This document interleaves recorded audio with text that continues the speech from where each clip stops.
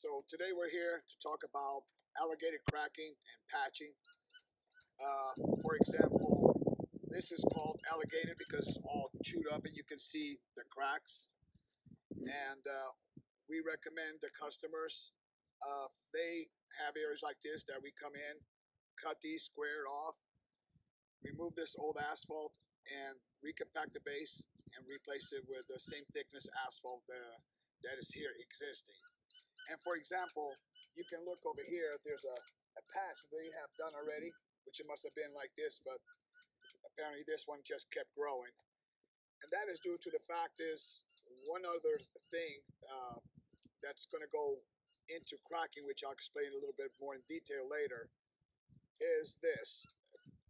If you can see that we have, this is called ribbon curb. Ribbon curb on both sides. What that is for is to contain the asphalt together so it doesn't separate.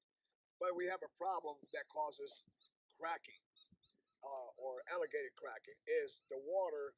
If you can see closer, this opening alongside between the asphalt and the concrete, it's separated. So what happens when it rains, all this water goes under your asphalt.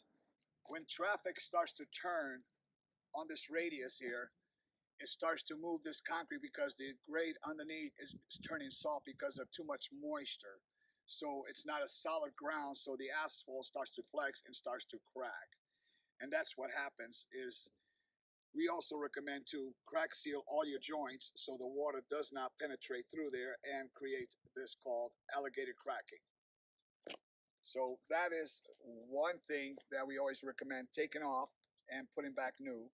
The second is called a skin patch. A skin patch is normally used if you have a low area where it's holding water but there's no cracks, then you can just go ahead and just put a skin patch on top of it by using a tack oil, which acts like a glue.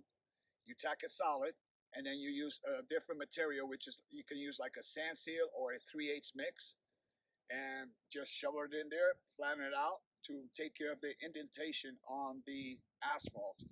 And that's when you should use a skin patch versus taking it out.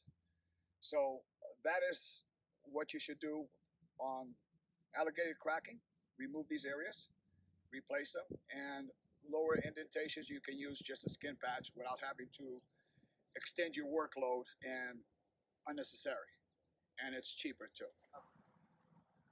Recommendations is if your cracks start to get bigger than 1/4 inch, then you need to fill those cracks. Anything lower than that, it doesn't help because you just put in material on top, but it doesn't penetrate.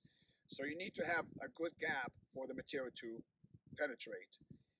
Because if I crack seal, like say cracks like this big, which 1/4 inch is about this size right here, okay? If you can focus on that, that's about a 1/4 inch crack to where the material can go inside. Now, cracks like this, I call them hairline cracks. Basically, it's like just putting a Band-Aid on top. It doesn't penetrate, so you're wasting money and creating a lot of bumps through the whole street. So 1/4 inch and bigger is my recommendations on crack sealing. And also on, call it joint sealing, which joint sealing means where the concrete and asphalt meet together. If it starts to separate just like this is here, should be crack seal to prevent the water from penetrating under the asphalt and causing your asphalt to start to crack.